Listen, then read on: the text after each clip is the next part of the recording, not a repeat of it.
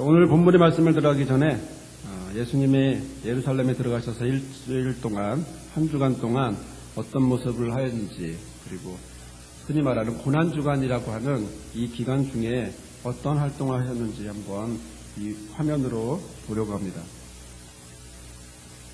자세히 보시진 않아도 되지만 여기 보면 마지막 주간까지의 마지막 주간에 있어서의 예수님의 사역에 대해서 나옵니다. 첫째 날 우리 주일인데 종려주일이라고 우리가 말하고 있는 이날 주님은 예루살렘에 입성을 하십니다. 그리고 예루살렘의 악한 모습을 보면서 우시죠. 오른편에 나와 있는 것은 성경 구절입니다. 성경 구절에 예를 들어 예루살렘 입성이라고 하는 장면은 마태, 마가, 누가, 요한 다 기록되어 있고 예루살렘에 관련돼서 오셨던 모습은 누가복음에만 기록되어 있습니다.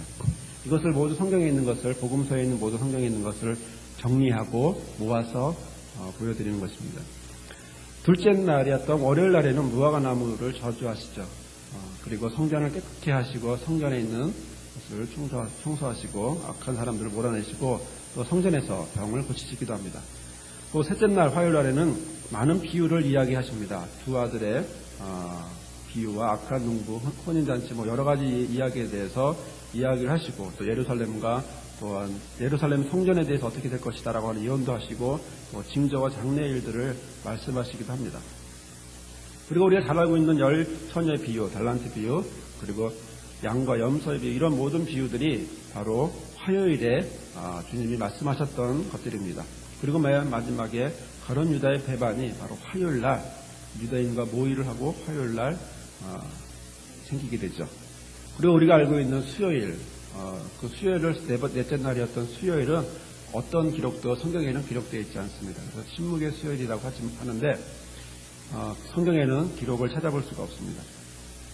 그런 점에서 보면 우리도 아마 수요일 날에는 아무 말 하지 말아야 될지도 모르겠습니다.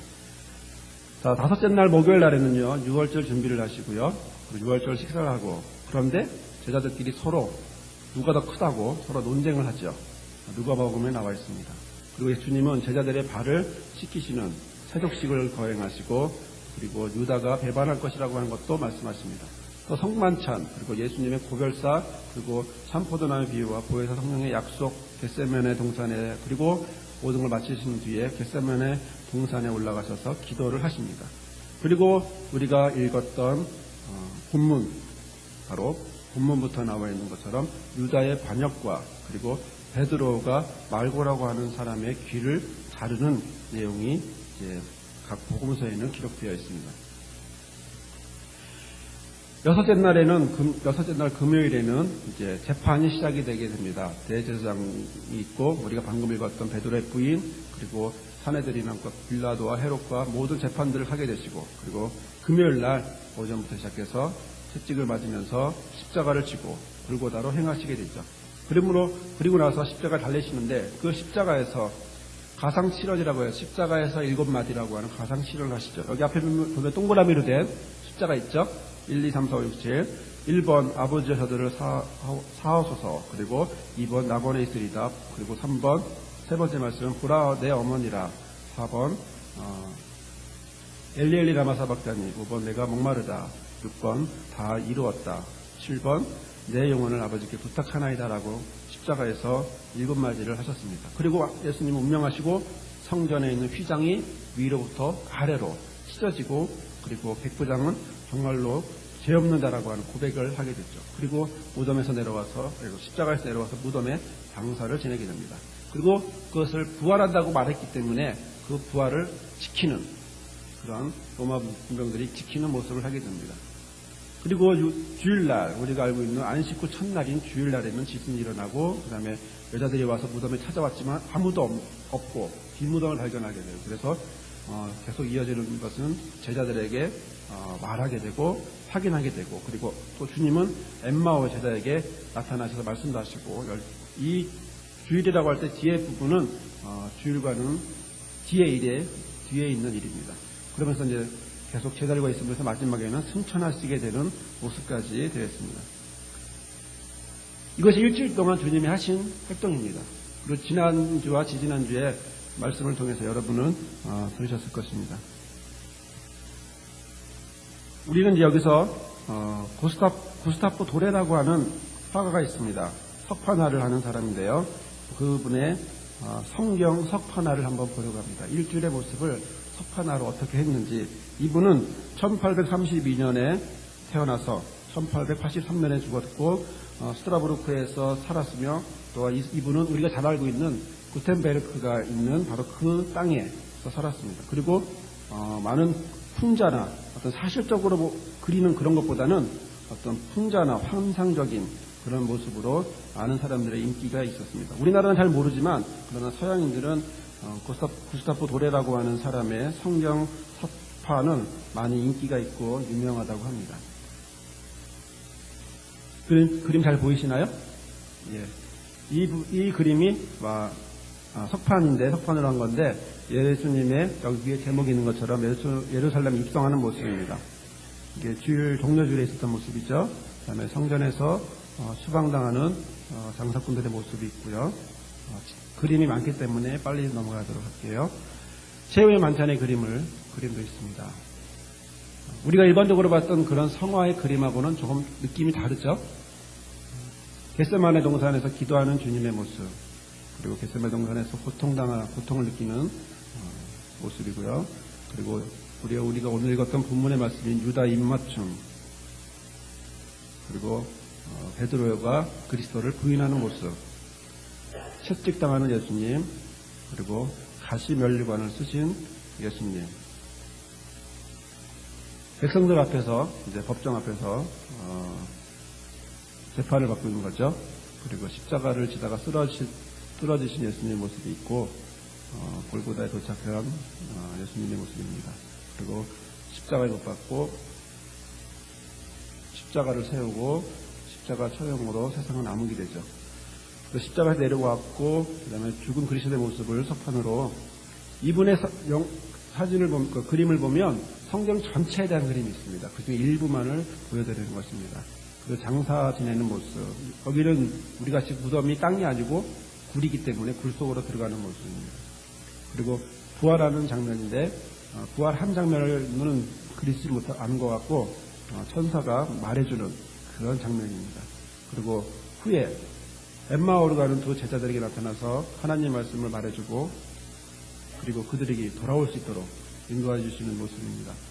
그 다음에 우리가 말하는 153이라고 하는 153마리의 물고기를 낚게 하는 그 베드로에게 보여주셨던 그 요한복음 21장에 나와 있는 말씀의 그림입니다. 그리고 승천하는 모습까지 이렇게 되어 있습니다.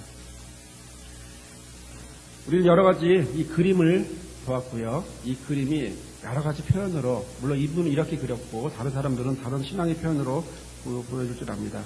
그러나 중요한 것은 이런 그림이 지금까지 내려오면서 단순히 2000년 전에 한 사람의 사건이 그 사건으로 멈추는 것이 아니라 바로 이 사람의 구스타프 도레라고 하는 사람의 삶을 변화시키고, 그리고 모든 생애를 성화를 만드는데, 석판으로 성화를 만드는데 온 힘을 다하도록 했다고 하는 사실을 보면 바로 그 한 분이 바로 1800년이나 지난 사람에게 영향을 주는 모습을 우리는 볼 수 있습니다.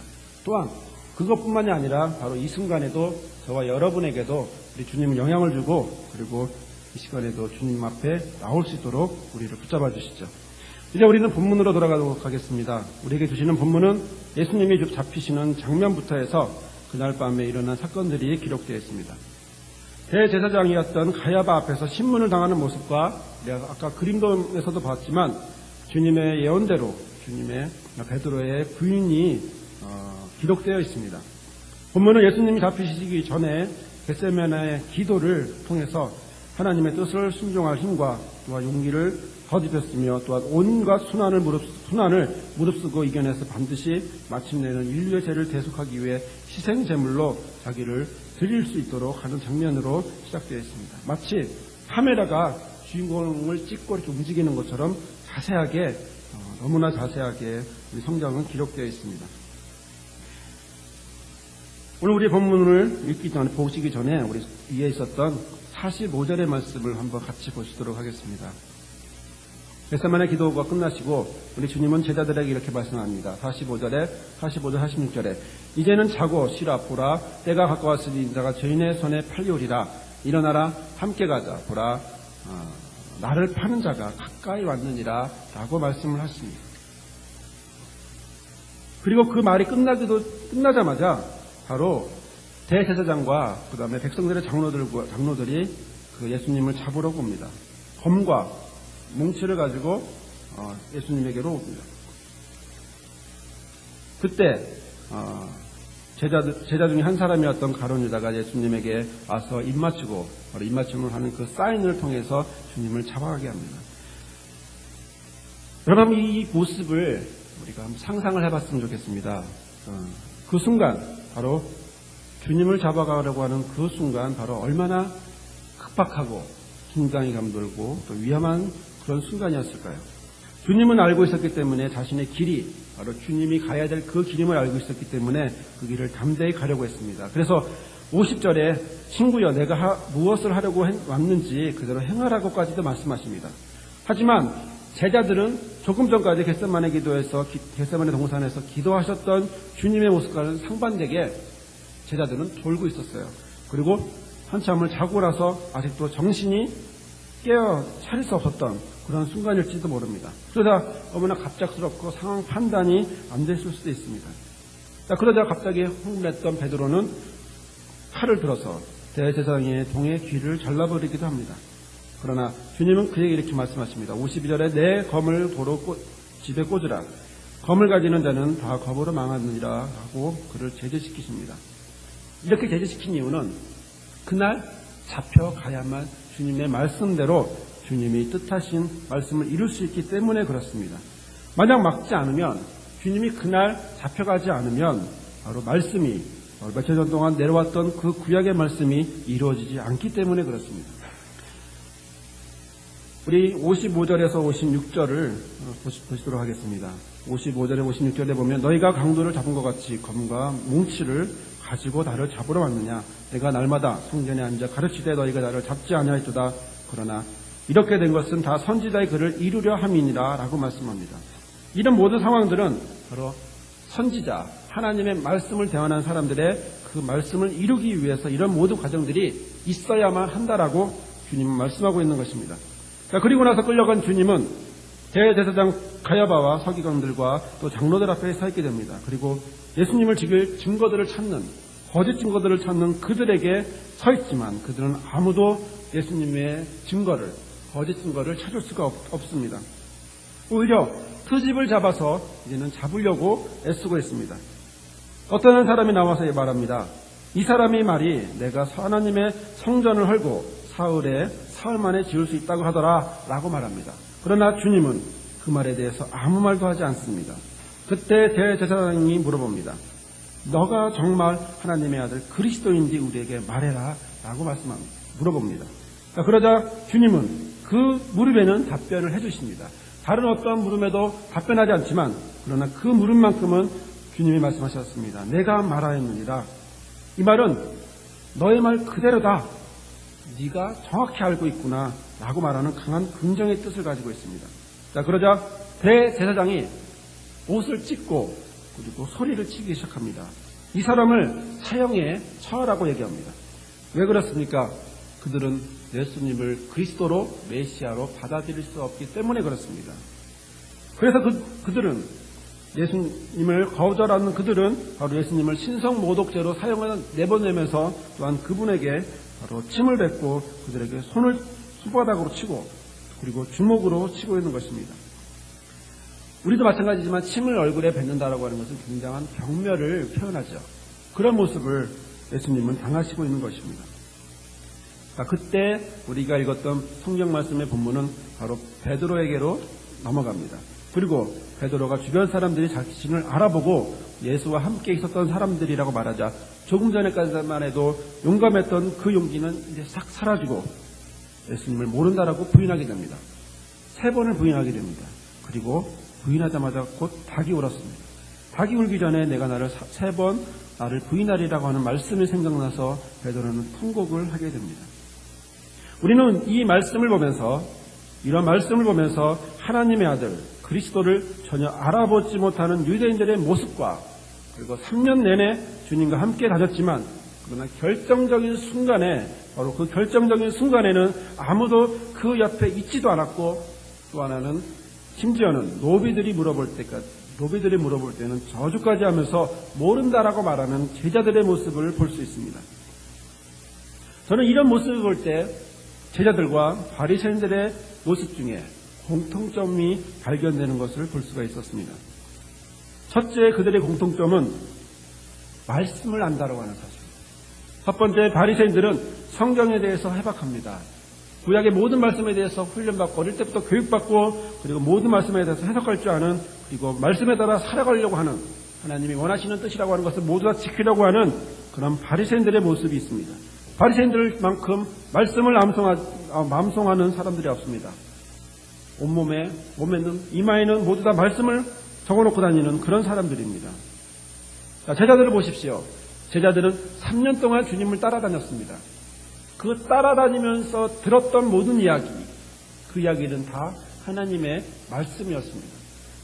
특히 다른 무리들에게는 말씀하지 않았어도 개인적으로 또 제자들하고만 있을 때는 특별교회까지도 자세한 말씀의 해석까지도 그들은 들었습니다. 하지만 그런 모습으로 볼 때 그들은 말씀의 바리새인과 제자들은 말씀의 공통됨을 말씀에 해박한 것을 우리는 볼 수가 있습니다. 그리고 그들의 공통점이 있다면 두 번째 공통점은 바로 그들은 모두 하나님의 나라에 하나님의 뜻이 이루어지는 하나님의 나라에 관심이 많다라고 하는 사실입니다. 바리새인들이 원하는 것은 바로 하나님의 나라가 이 땅에 이루어지는 것입니다. 하나님의 뜻이 우리가 주기도문에 항상 암송하는 것처럼 바로 하나님의 뜻이 하나님의 나라가 이 땅에서 이루어지기를 그들도 바라고 있습니다. 또한 제자들도 그러한 모습으로 그런 나라가 임하기를 바라고 있습니다. 하지만 그 나라는 우리가 알고 있는 그리고 주님이 말씀하셨던 회개하라 천국이 가까웠다라고 말씀하셨던 그 하나님의 나라와는 다른 나라입니다. 그 나라는 바로 로마로부터 해방시켜줄 나라, 바로 그 나라입니다. 지금 나라를 독립하고 이스라엘이라고 하는 나라를 세워서 그리고 자주국민으로 살아가고 있는 모습처럼 그런 모습을 그들은 소망했고 그런 모습을 간절히 바랬던 것입니다. 이스라엘이 원했던 것은 하나님의 나라라기보단 하나님이 왕 되시는 땅 속에서 땅 위에 거하는 나라를 이스라엘은 그리고 바리새인들은 원했던 것입니다. 그럼 제자들은 그 나라를 바라지 않았던가? 제자들도 처음부터 끝까지 오직 이스라엘 나라의 회복만을 바라보고 그리고 그것 때문에 예수님을 쫓았습니다. 예수님이 죽기 바로 전에도 누가 더 크냐라고 서로 논쟁하고 있었고 그리고 예수님이 칭찬하는 그 순간 사도행전 1장에 보면 이스라엘 나라의 회복은 언제입니까? 라고 이야기합니다. 하나님의 나라는 언제 옵니까가 아니고 하나님의 뜻이 언제 이 땅에 이루어집니까? 여기에 관심 있는 것이 아니고 이스라엘 나라의 회복은 이스라엘 나라의 해방과 광복은 언제입니까? 그것을 물어보고 있는 것입니다. 자, 이런 점에서 보면 이스라엘의 바리새인과 제자들은 공통점이 있습니다. 하나님의 나라에 관심이라기보다 이스라엘의 회복이라고 하는 그래서 그것을 하나님의 나라로 생각하는 모습을 있습니다. 자, 그런데 이러한 점에서 세 번째 공통점이 있다면 그것은 하나님이 원하는 것, 하나님이 바라시는 것, 바로 그것과는 전혀 다르게 말씀을 알았다라고 하는 것입니다. 하나님은 그리스도가 전 인류의 구원자로 오심을 말씀하셨습니다. 성경을 창세기부터 그리고 말라기까지 모든 말씀을 볼 때에 그 말씀 바로 예수님이 어떻게 와서 어떻게 사역하시고 그리고 어떤 모습으로 할 것인가에 대한 증거를 또한 기록을 남겨두셨던 것입니다. 그러나 바리새인들은 자기들이 원하는 그런 해석으로 하고 있었습니다. 또한 제자들도 자기들이 원하는 자기들이 희망하는 이스라엘의 한 자리를 나라가 광복하며 한 자리를 차지하겠다라고 하는 그런 생각으로 그들은 다르게 생각하고 있었습니다. 이것은 곧 하나님의 뜻과 사람의 생각은 다르다라고 하는 사실을 보여주고 있는 것입니다. 하나님은 예수님을 전 인류의 구원자로 보냈습니다. 그러나 이스라엘은 바리새인들은 그리고 제자들은 그것을 원하는 것이 아니라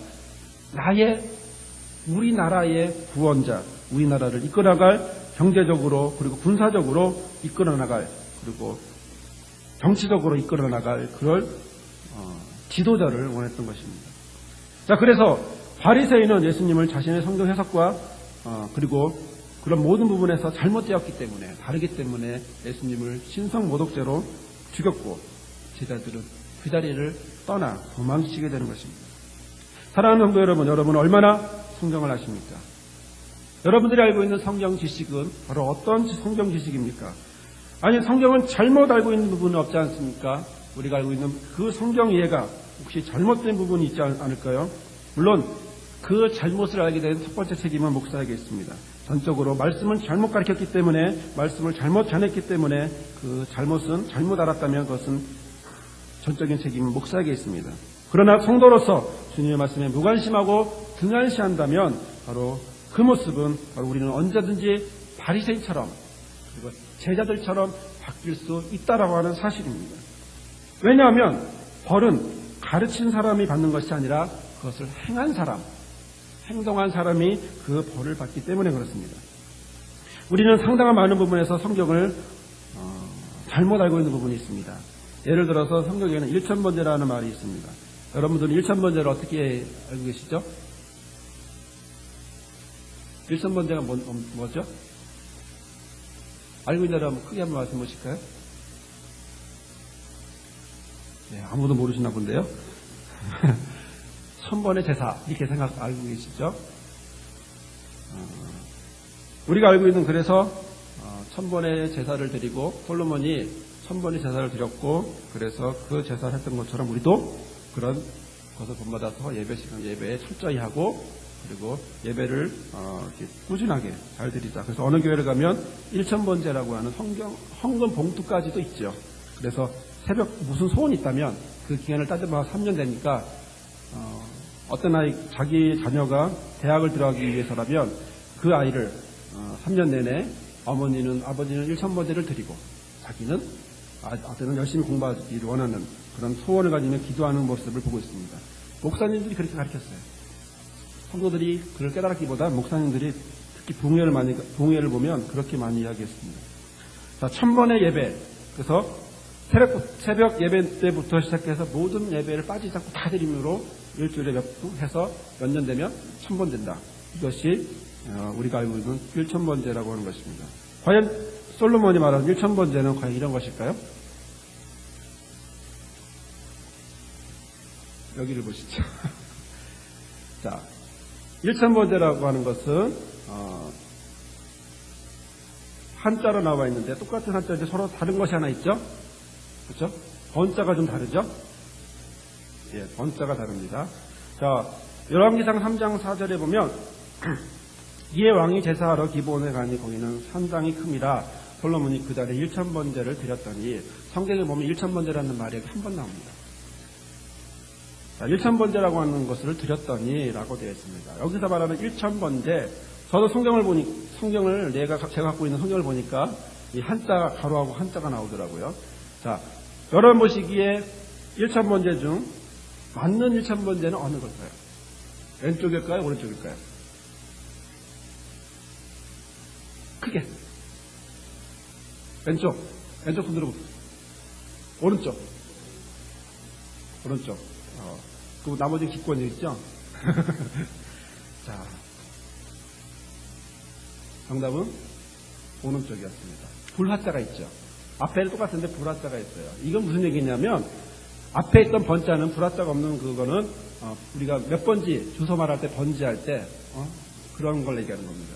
우리가 알고 있는 일천번제 할 때 그렇게 쓴다면 그 불화가 없는 이 번자를 써야 됩니다. 그러나 성경이 말하고 있는 일천번제는 바로 불화, 태운다, 재물을 태운다라는 것입니다. 그러니까 역대하 1장 6절에 있는 말씀이 정확한 표현입니다. 함께 읽어보실까요? 여호와 앞 곧 회막 앞에 있는 놋단에 이르러 그 위에 일천 희생으로 번제를 드렸더라. 예. 그 번이라고 하는 것은 숫자를 말하는 번이 아니고 태운다라고 하는 번입니다. 그러므로 일천번제라고 하는 것은 1000번의 예배를 나눠서 하는 것이 아니고 한 번에 1000마리를 하는 거예요. 한 번에. 그런 정성으로 들어간다는 겁니다. 그만큼 선배 이런 식으로 정성에 들어간다라고 하는 것입니다. 자, 그러면 우리가 이렇게 알고 있는 부분에서도 잘못 이해하고 있는 이런 부분들이 있습니다. 제 성경책을 보니까요, 저 성경책도 한자는 잘못 기록되어 있더라고요. 그 불화가 없는 숫자를 말하는 그 번자로 기록되어 있더라고요. 모든 말씀을 우리가 기억할 수는 없습니다. 모든 말씀에 대해서 우리가 자세히 알 수도 현재 없습니다. 하지만 성경에 대해서 우리가 잘못 알고 있다면, 성경을 우리가 잘못 받아들이고 있다면 우리는 바꿔야 하고 조심해야 될 부분이기도 합니다. 오늘 신문에 보니까 이런 이야기가 있습니다. 그분은 목사님이 아니에요. 목사님이 아니고 평신도 장로님이신데, 즉 평신도입니다. 성경의 오해를 지적하고 있습니다. 선우영 안양감리교회 장로님인데, 이분은 1000번제는 1000번의 제사를 드렸다는 것이 아니라 1000마리의 생축을 불태워 제사 드렸다는 뜻이며, 기한을 정하고 정성껏 기도하거나 신앙생활을 하는 것은 바람직하지만 성경을 잘못 판단해서 비성경적 정성이 되어서는 안 된다라고 말합니다. 특히 성이 선우영 장로님이라서, 선우 장로님은 무속신앙에서 100일 기도 또는 1000일 기도를 드린 것 같은 마찬가지의 그런 이해를 가지고 우리가 1000번제를 바라본다면 그것은 잘못된 이해다라고 이야기를 했습니다. 자, 그러므로 오늘 성도 여러분, 우리가 해야 될 것이 하나 있습니다. 그것은 바로 말씀을 정확히 알아도 분명히 알아야 한다는 것입니다. 바리새인들처럼, 제자들처럼 그런 모습으로 우리가 말씀을 알아서는 안 될 것입니다. 왜냐하면 잘못 알면 그만큼 우리는 주님을 멀리하게 될 것이고, 또한 제자들처럼 주님에게로부터 도망치는 그런 제자가 될 것이기 때문입니다. 자, 그렇다면 우리가 보는 성경 말씀 중에 과연 누가, 성경 인물 중에 과연 누가 하나님의 말씀을 가장 정확하게 분명하게 알고 있었을까요? 성경 인물 중에 가장 성경을 정확한 뜻으로 알고 있는 사람이 있다면 그건 누굴까요? 당연히 우리 주님이시죠. 왜 주님이실까요? 오늘 본문에 보면 26장 56절에 보면 이렇게 기록되어 있습니다. 그러나 이렇게 된 것은 다 선지자의 글을 이루려 합니다. 하나님의 뜻을 분명히 알고 있었기 때문에 이렇게 말하는 것이지, 만약에 분명히 알지 못했다면 다른 생각을 했을 수도 있겠죠. 하지만 하나님의 뜻을 분명히 알고 있는 주님이셨기에 바로 선지자들의 글들을, 구약의 말씀들을 내가 이렇게 해야만 다 이루어진다라고 말씀하고 있는 것입니다. 그리고 54절에도 내가 만일 그렇게 하면 이런 일이 있으리라 한 성경은 어떻게 이루어지리요? 라고 이야기도 하셨습니다. 두 번의 이야기, 똑같은 이야기, 하나님 말씀은 이루어져야 한다. 내가 이렇게 하는 것이 이루어지는 것이다 라고 말씀하셨습니다. 그러므로 우리는 고난주간, 그리고 이런 고난주간에 우리가 느껴야 할 것은 바로 말씀을 제대로 알고 있는 주님을 우리는 바라봐야 한다는 것입니다. 제자들의 모습은, 바리새인들의 모습은 전혀 주님과 함께 하는 모습이 아니었습니다. 예수님은 말씀을 잘 알고 있다라고 하는 바리새인도 주님을 잡으려고 했고 사형시키려고 했고, 또한 주님과 특별 교육까지도 받은 제자들, 그러나 그 제자들도 전혀 주님에 대해서, 전혀 말씀에 대해서 알지 못했다고 하는 사실을 볼 때 우리는 그러한 모습이 우리 가운데 없어져야 하리라는 것입니다. 예배 때 말씀만 듣고 나의 신앙 양식을 다 먹었다고 생각하시는 분 있습니까? 그렇다면 그 생각도 바꾸셔야 할 것입니다.